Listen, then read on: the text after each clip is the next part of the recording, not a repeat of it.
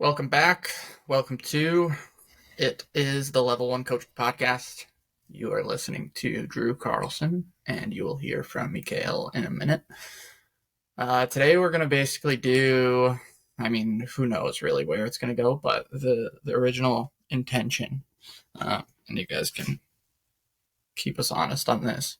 We're going to do our best to talk about some razors today. How this kind of got started. I released an article about the surgeon's paradox, which is essentially a razor that gets into if there's two equal options of surgeons, the razor is counterintuitive, and it's to go with the one that doesn't look the part. And we'll kind of get into what some of these mean more specifically, but the kind of genesis of this episode was me sending that over to Mikhail early before it came out, and then we've been kind of exchanging some different ideas on that. So the first one we're going to talk about today is actually from the article, but it was a previous article that I wrote that I embedded in it. And George McGill, if you're not familiar with him, check him out on Twitter. He's at George_Mac. Incredible follow on Twitter.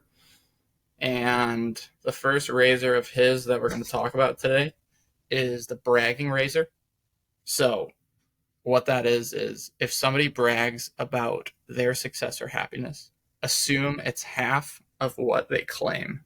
And I'm going to kick that over to you. For me, when you sent this to me last week, I had never heard of this before.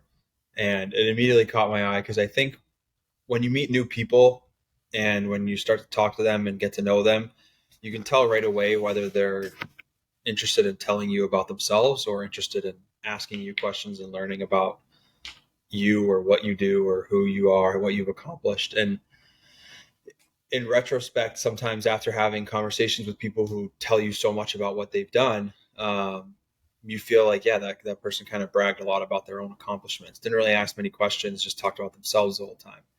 And the older I've gotten, the more often I've been inclined to fact check them. And whether that means like if it's a hockey conversation, look at their career or their history and see if what they're saying is true.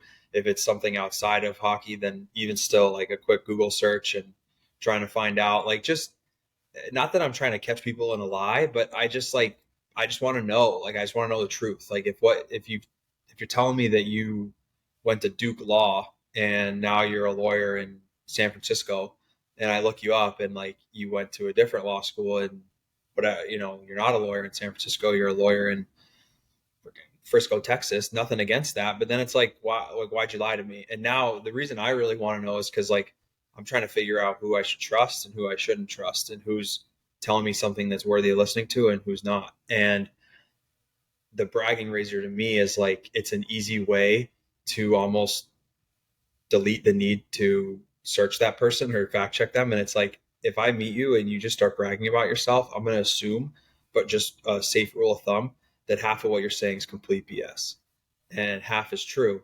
And now it's like, does it matter what half is true and what half isn't? Not necessarily. And before I kick it back to you, like the thing that most pertains to me and what I do, and probably the same for you, is like when you talk with other coaches or you talk with other players and you immediately hear about accomplishments, it's almost like a red flag. And so like some of the best players I've like interacted with, whether that's through recruiting or a camp or on our team, they're not really like inclined to tell you about how they were like rookie of the year or they were player of the year. Like they know they're good. Their body of work shows that, and they don't need to talk about what they've done because it's just evident. And same goes for like some of the best coaches I've been around. Like they're not really telling me the first time I talk with them that they were selected coach of the year for the conference or the division, or that they recruited a player of the year or a goalie of the year or whatever. It's just like, I'm going to speak to you and tell you what I think, and have a conversation. And then you can do research if you want to find out what my accolades are. Um, so for me, those types of people that are quick to share all their accomplishments, I now, knowing this razor and having the experience, like I find them a little bit harder to trust. Yeah, and I think it ultimately stems from insecurity, right? Like when, like, perfect example, we just took our, um, I guess I haven't talked about this, but for context, I'm down in Dallas, Texas right now. Currently live in Kansas City, but came down here for a couple months to work with some 15 to 18-year-old kids. We skate 3 days a week down here. We do off ice. We do some classroom teaching on leadership, behavior, whatever. And then most of them are on like a tournament team. We took them to Florida, and then they're going to Vegas this month, um, just to play some games and have a little bit of fun. But um, we were in Florida the other week, and had a parent like come to our table. We were eating at Olive Garden, and like the coaches and staff were at one table, and everyone else was kind of spread out in the area. And some dad of a kid pulled up his chair and started chatting for like what seemed like forever. And he was mostly talking to the guy that runs it, and I was kind of doing my thing where I observe, listen, and make some like passive judgments, and um, just kind of save it for later, write about it, talk about it, um, what have you. And there's no way he's listening to this podcast, so like here it goes. But um, for probably 2 hours, the conversation was entirely about his kid.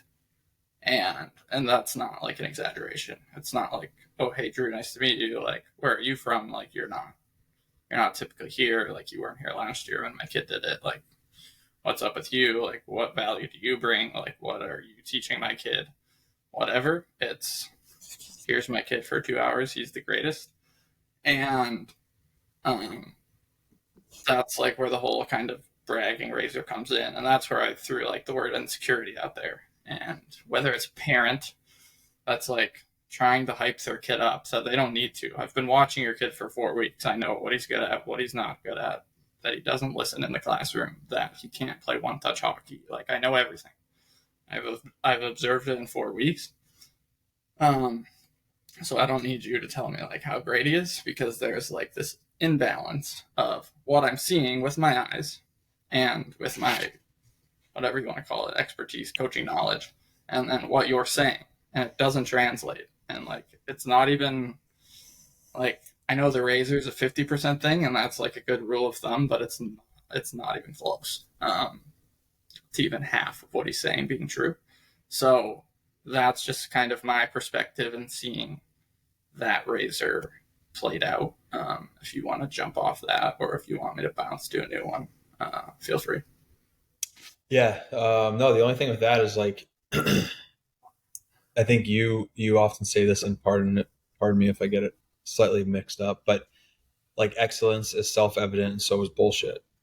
And it's exactly that. Like if a player or a person or a coach is that great at whatever they do, it's going to be obvious. It's going to be something that you don't need to tell us. You don't need to tell anyone, because we're just going to be able to tell and see it. And when that's maybe not the case, that's when you need to now prove it. And so, the way I think of it is like, if a player is really good on the ice, like the parents don't need to tell anyone how good the player is, because everyone watching is like, wow, that kid's good. And so that parent can actually be the quietest one on the team, because there's nothing to say. And the player who's not the best, or who has holes, or who has flaws in their game, which honestly is like everyone, even the best player is going to have things to work on. But for the sake of the example, like the player with the most holes or the most to work on very well could have that squeaky wheel syndrome. Like their parents can be the loudest and can be telling everyone they're the best, because it's not obvious, it's not self-evident on the ice. So I've got to speak it into existence. And I think at younger ages it works. I think it works really well on like teenagers. Like if you are a 15 or 16 or 17-year-old boy or girl and you talk about how good you are, your peers believe you because you're not at that point where you can kind of analyze this for the most part. Kids that age aren't at the point where they're going to analyze this from an outside perspective and be like, is this really true? But as you get older and you're more secure in yourself and you're seen more, so you're more confident with like your own experience and screening filtering process, it becomes very obvious that the ones that talk the most about themselves have a lot of times the least to offer. So that's the only, I mean, it's just kind of restating what you said, but I think it is definitely true that excellence is self-evident. So you don't need to tell me how good you are because when you're really that good, we all know. Yeah. The thing that comes to mind is like the self-evidence piece like takes me down like a rabbit hole on and just like paints the picture of like a speaker walking on stage at a conference. And back in um season 1 of this, like we talked on a couple episodes about a guy. I'll just mention his name now because like we might as well credit where credit's due. But like you wouldn't shut up about Greg Poss, and like I didn't know who Greg Poss was, and um, like after you had mentioned him and like added a couple of things of value to me that he was saying, and you were like, "Hey, look into him." Like then I do obviously, right? And then I'm like, okay, like I get, not that I didn't trust you, whatever, but like let me take a look, let me make my own judgments. Um, but like you were bang on with everything, and like now I am like reading a ton of his stuff, and like I'm on his YouTube channel and whatever, and I didn't necessarily, and you didn't need, as soon as he walked on stage and like starts adding value, and like we talked about, he's not a guy that's speaking in cliches and press conference sound bites. So like right away it's self-evident that like, hey, clue into this human being. He's going to be able to add value to your life, where if some guy with a logo similar to like the places that he's coached at. But like there are guys that have slipped through the cracks, have logos like his, but can step on stage and talk about like getting pucks north, getting pucks deep, getting pucks in. And then it's like, well, this isn't really self evident. So like then maybe I need to consider this bragging razor. Maybe we need to add a new one. And we've kind of alluded to like the logo thing, but like we could probably make up the logo razor right now. But it's kind of the same thing. And so that's kind of where my brain went. If you want to jump off that, or we can move to the next one. Yeah, only thing with that is like I think there at the convention when Greg spoke, like there were other guys down there with like NHL logos and NHL experience.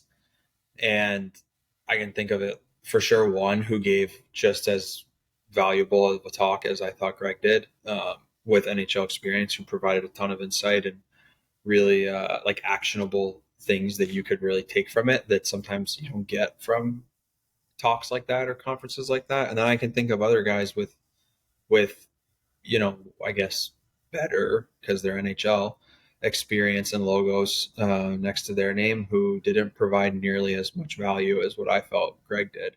And that's kind of also what's ironic is like if you looked at that lineup, uh, Greg was the last speaker of the whole entire event on Saturday afternoon.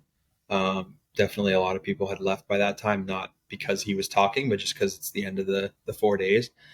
And like he probably wasn't the one that got people the most excited when they looked at the lineup and were like, oh, this guy, like I never heard of this guy compared to some other names. But that goes back to way what we were talking about in the first season too, like who's what's being said, not who's saying it. And if you listen with an open ear to what a guy like him is saying, regardless of where he's come from or what he's done, like there's some real value in it. So yeah, that's all kind of just restating what you said as well. Yeah. And I was going to jump to the humility one, but that kind of makes me think more about this like surgeon paradox, right? And that one, again, for anyone who hasn't read this article, and I'll put it in the show notes, but I'll read what Sahil Bloom said because he stated it better than I could. So the surgeon paradox is a concept that I can't stop thinking about. If you're choosing between two surgeons of equal merit, you should choose the one who doesn't look the part.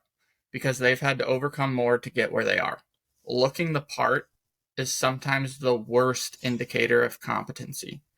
The one who doesn't look the part has had to overcome much more to achieve its status than the one from central casting.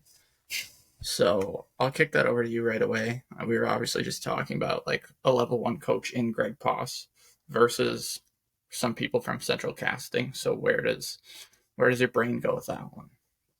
Yeah, so there's you wrote about it as far as like the hiring process. I think there's also a player selection process. I'll touch on both, but I'll start, I guess, with the hiring process. Like I had a personal example of this that I think applies, or that we talked about that applies. Like it was a few years ago now. I was interviewing for a position in college, and I did not get the offer. And I asked, like, once I found out, like, oh, what was like, if you could give me feedback on just like what maybe I could have done better. I was just getting into coaching, so I really had, like, I was, to use the phrase, like, throwing shit at the wall and seeing what sticks, like absolutely doing that in interviews where, and I think you always do that to a certain extent, but this was really raw where like I really didn't know if what I was saying made any sense. And the feedback I got was like, no, honestly, like there's nothing that you could have done differently, really. Just like the guy who I'm going with, like his resume, um, you like essentially can't compete with from a playing perspective. And that was a deciding factor for me. So the honesty is helpful for me to hear that. Or when I heard that, it was helpful to know, like, all right, like I guess I couldn't. It was something that was relatively out of my control, assuming this is true. But in retrospect, like as it applies to the surgeon paradox, it's like that guy that ends up getting the job, like he looks the part, right? Like he's got the resume that aligns with the central casting, who's an easier choice. Someone who doesn't look the part, which in that year it was me, but realistically in every job, every year, there's someone like that who doesn't look the part, who has a different resume, who has a less experienced resume, who has a less sexy resume, whatever it might be. Sometimes that person, and not sometimes, I think a lot of times, that person has overcome more to get where they are. And that paradox of like, you want to take the guy that looks like he belongs there because it's like a no-brainer. But a lot of times the reason that guy's there, and it doesn't mean that they're not always good choices. There are certainly good choices within that. But I think the point of the razor is more like, a lot of times that person is there by virtue of looking the part and not by virtue of like holding the weight. And those are two different things that, unless you are really careful to tease out, you may overlook the aspect of just the fact that they look the part means they're qualified or ready to go. Yeah, I think like the real point of it, and like so some doctors with their egos, like if you go into the comments on Sahil's thread, like get super defensive on it, like there's no way this is like true, like whatever, this is theory, like this doesn't apply, whatever. And it's because one, they're really close to it, two, their self-importance is super high.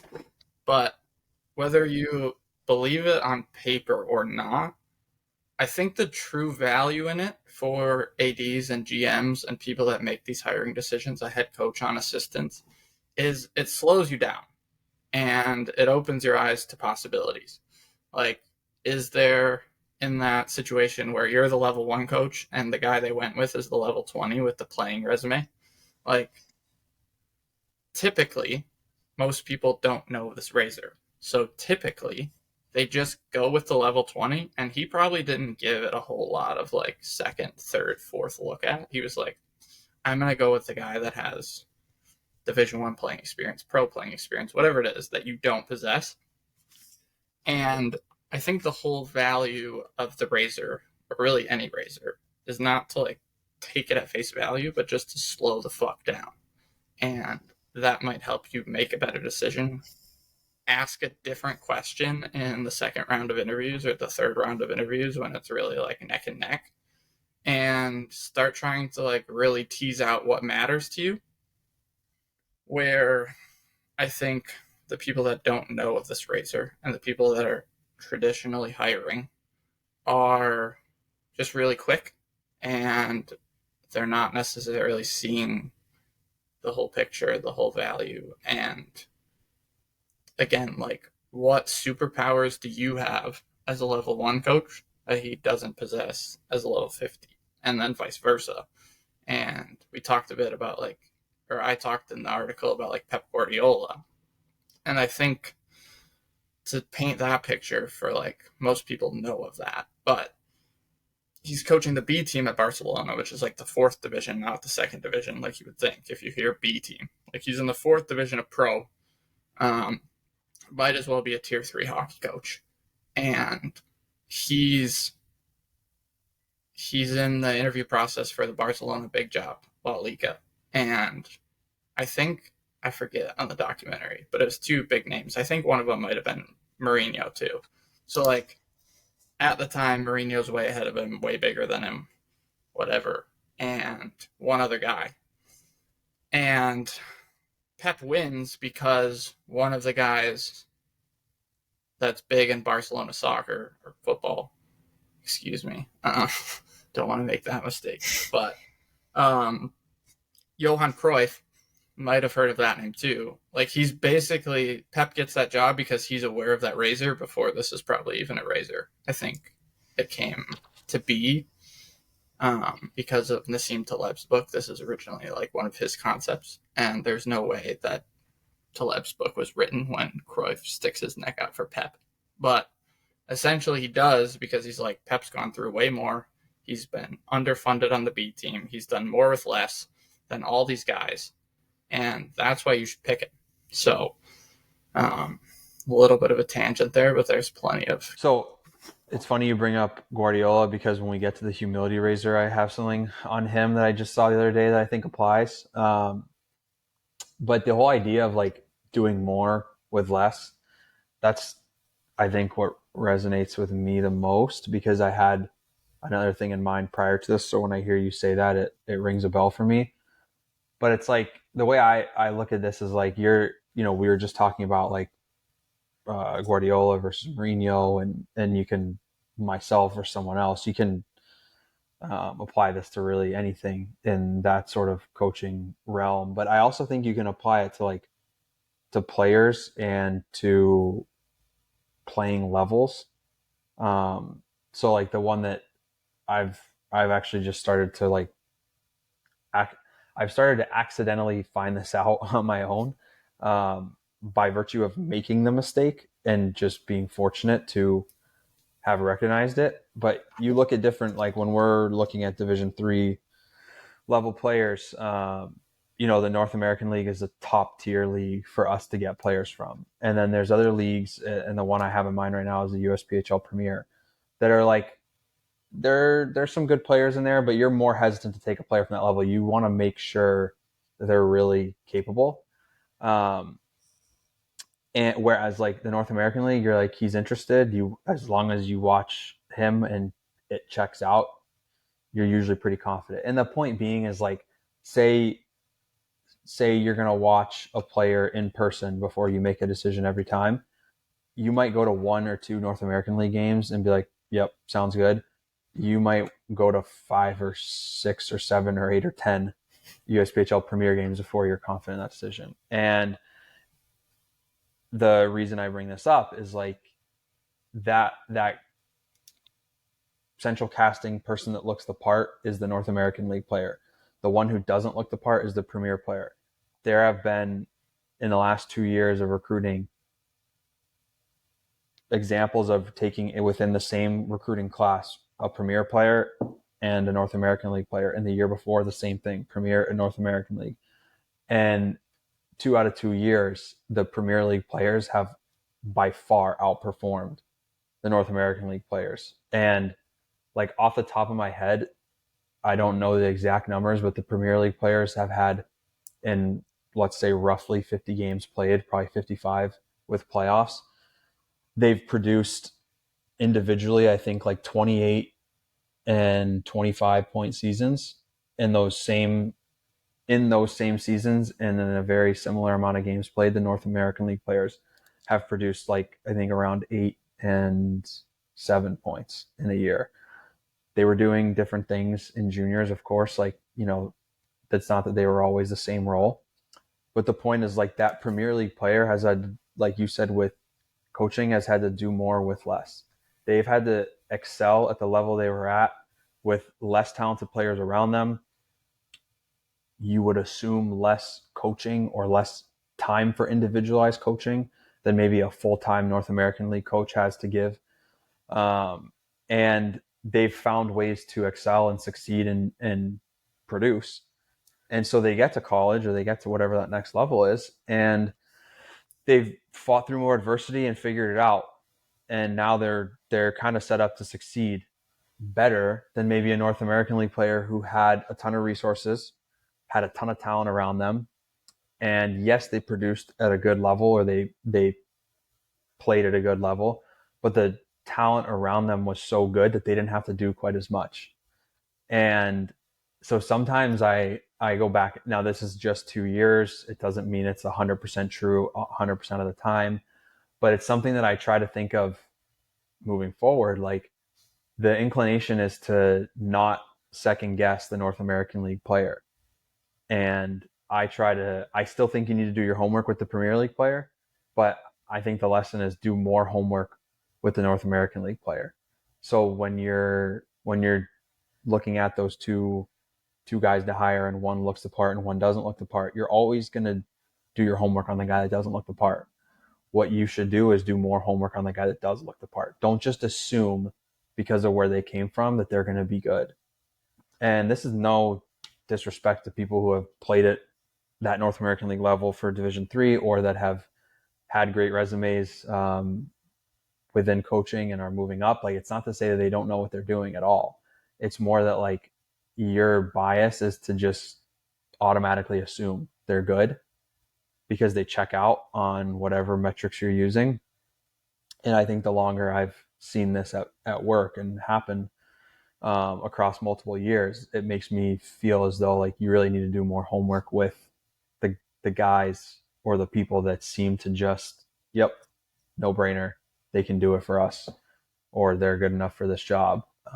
Sometimes those people, like, that looking the part aspect actually has like causes you to overlook things about them that you shouldn't be. Yeah, that's huge. There was so many places while you were talking that I wanted to jump off, and then you closed every single one of the loops, which, like, incredible explanation. So I'm not even going to add to that. But that is, rewind the last 6 minutes of that take, and listen to that again, because that was excellent. Let's move on to, what are we on? Humility now. Yeah. Humility raiser. So, if someone downplays their success or happiness, assume it's double what they claim. The map is not the terrain. So I mentioned Guardiola example. It is slightly different, but this is where my mind goes. Like, I just saw something on Twitter the other day about the year that Guardiola took off between, like, I don't know his path well enough, but he took a year off of coaching. I think after he was at, I don't know, was it after Barcelona maybe, or Yeah, I think there was a gap between there, and I think he jumped right to, well, he went to Bayern and then Man City. So it was either between okay. Barca and Bayern, or Bayern and Man City. But I think it was Barcelona and Bayern. So he took a year off, and he was living in New York City. And did you see this the other day? Do you know where I'm going with this? no. No. So he took a year off. He's living in New York City, and his kid is playing soccer for whatever, like some New York, like AYSO, like youth league team. And at some point, like, they don't have a ref at one of the games. So Pep just steps in and refs the game. That's unreal. And there's like footage of it, and the person who's narrating it is saying, and who knows how true this is, but the video does kind of show it. Like, as the game is going on and he's reffing it, he's like trying to add tidbits of information to the kids, like, you got to make that run, you got to come back through here, or whatever. And I guess at halftime, the parents were like, "We want you to ref the game. We don't want you to coach." And they don't know who he is. Like, Yeah. as you can imagine, if you took an NFL coach and put him in England, like people probably wouldn't recognize him. Sure. So they don't. No one knows who this guy is. They're like, we don't. You're reffing the game. Like you're a parent. You're reffing. No coaching. And throughout the second, so I don't know if he finished reffing the game. He might have, but he just didn't say anything. Or I think he might have just stopped reffing the rest of the game. And throughout the second half, like the parents started to figure out, like, oh shit, that's like Pep Guardiola. That's not just like some random dude, some random dad that's reffing our game. And so they, apologized and whatever. And he, according to the story, like took it well. Was like, yeah, no worries. I didn't expect you to know who I was. And like the reason I bring this example up is like at no point did he step in and be like, well, yeah, I actually used to coach La Liga. I can ref this game and I can also coach it, and I'll tell you what I did with Messi or whoever, and I'll try to help the kids out. And this, just didn't say anything. Like he just was like, yeah, I'll ref the game. And I think like the most accomplished and some of the, call them smartest or most experienced people that you end up meeting or being around, like you wouldn't really know what they've done and where they came from, because they don't just sit there and tell you all about their accomplishments. They're humble, and it's almost like after the fact you do the same thing I was talking about earlier. You go and fact check them and you're like, whoa, this guy's actually done a ton. And he didn't even mention the fact that he coached at Barcelona or that he's won a gold medal or something. Like it just, you don't hear that kind of stuff. So I think, to me, like that humility raiser, it's almost like you do want to fact check those guys too, just to find out how much did they actually accomplish that they completely left out of the conversation. Yeah, I immediately go to like the inverse, where I think of people that either I've coached with or I've seen coach, um, just like being at camps in the summer across the country, wherever. Like you pop into a rink and you listen. But I think like that old guard that I talk about is so quick to like when the first thing goes wrong, or even kind of going back to the first racer, like upon introduction, you're getting.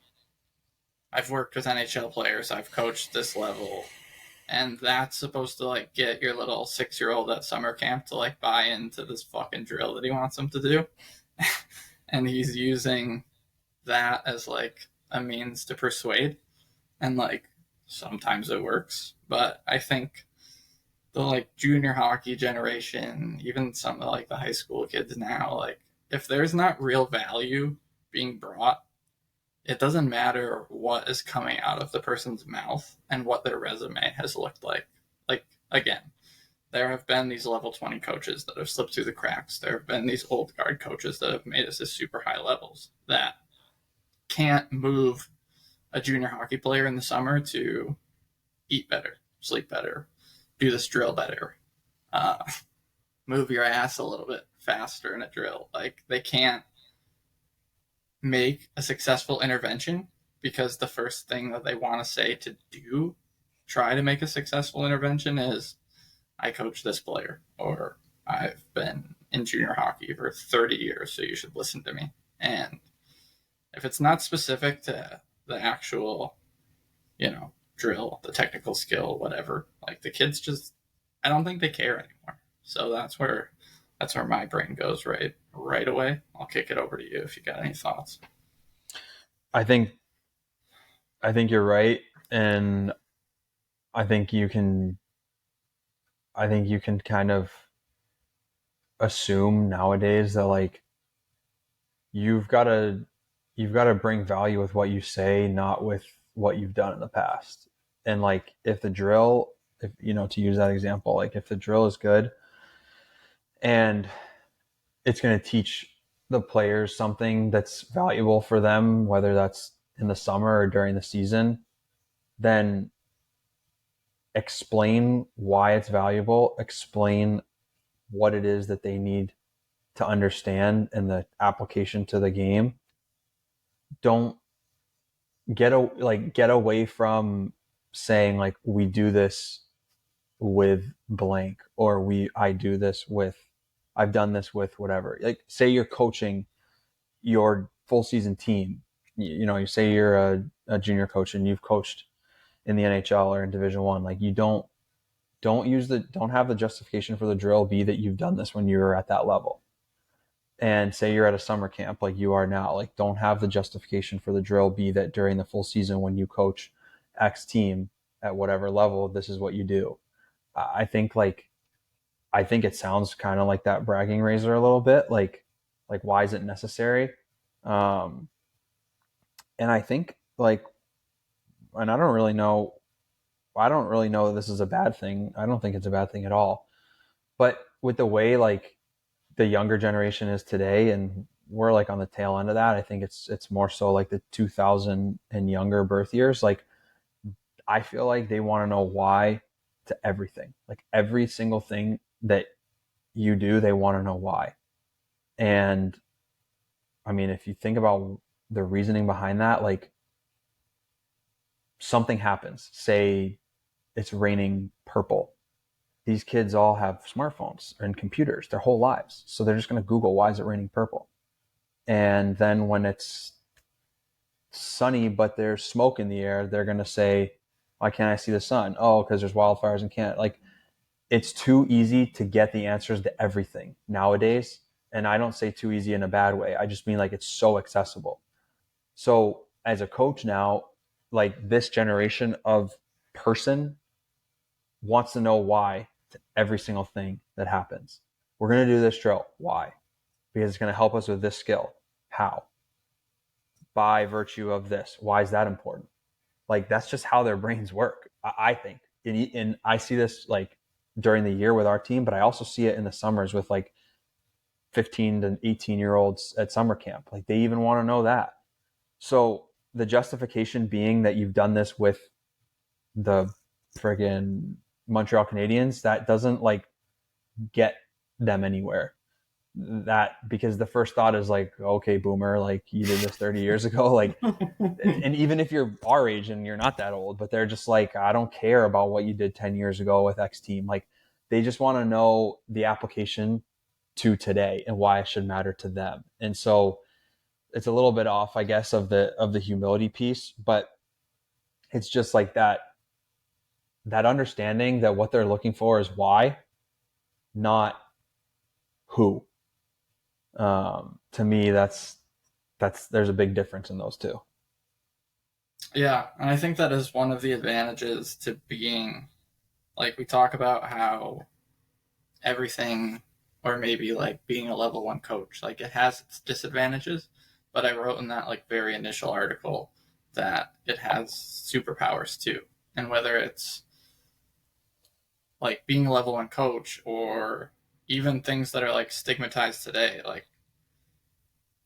someone I think about a lot, just because I've written about him and stuff, but Chris Webby has talked about that he has ADHD, and everyone thinks oh, that's terrible, you have to go on meds, and this and this are a result of it. And you can see on TikTok now, everyone goes through their prognosis and what it means and how horrible their life is because they have this. But he's I can leverage superpowers that I have that other people can't do. I can focus on things that I love for longer than most people. So there's these cons that everyone immediately goes to, but then what is the superpower for having ADHD? What is the superpower for being a level 1 coach? And how can you leverage that to the moon? And I think that the level 1 coaches and the coaches that have had to prove it, they are they're, if it was a video game like NHL and there's coaching bars for communication and for whatever else, but in this situation, it's a communication crutch that they use when they go, I did this in Montreal in the 80s. Your communication bar as that level 20 coach is a 60 overall, and my communication bar as a level 1 coach is higher than that. It might not be 99, but again, with what I've had to overcome, with the levels that I've had to be at, and what I've had to do to get where I am now, my coaching character is more developed and closer to a 99 overall than yours is. And just because you played at a high level doesn't necessarily mean that your coaching bar is as refined as mine. So I kind of think about it that way. If you have any thoughts on that. No, I like that. I think it's like what becomes more important is how well you can communicate, and not the fact that you've done it before successfully with whoever. I do think that, like, probably my generation, when we were, like, rewind it 15 years, when we were 14, 15, 16, like, if someone said, like, well, I've done this with, like, X NHL team, just be like, all right, it must be good then. Like, I'll trust that. But I do really think now, like, the access to information and, like, the fact that you can go on social media and find different skills coaches with, like, drills, you can find different talks of, like, NHL or Division One coaches at things like the coaches site and all that kind of stuff. Like, you have so much more knowledge that if you choose to take advantage of it, like, the simple fact that you did this with an NHL team even yesterday doesn't really, like, appeal to kids anymore, because they can go on Instagram and be like, well, yesterday, like, the Sabres were doing this drill at development camp, so I'm going to do it today. They're not impressed that you did that drill a year ago with anyone. And it's totally a communication thing. Like, instead of using, well, we did this with X team as your, like, communication prop, you need to just explain the drill really well, or you need to explain the concept very well so that they understand it and are willing to do it. And it absolutely forces, a level 1 coach, or if a level whatever coach 20 can figure this out as well, and recognize that they need to get better at it. Like, it will absolutely improve your communication skills, because you'll be able to, like, elaborate on things and kind of, like, eloquently describe what you're trying to get out of something, which is only going to help you long term. Because whether you move up levels or you stay at that level and change roles, it doesn't matter. Like, this I don't want to call it a problem, because I don't think it's a problem, but this ask of the players to explain things well and communicate the why, it's not going anywhere. You're going to have to do it forever until times change. So you got to adapt to that and get better at it, or improve on it if you're already pretty good at it. But I don't think you can just avoid it altogether and try to not explain the why. I don't see that changing. Yeah, for sure. I think we'll wrap it up there. That's a really good spot to kind of leave it.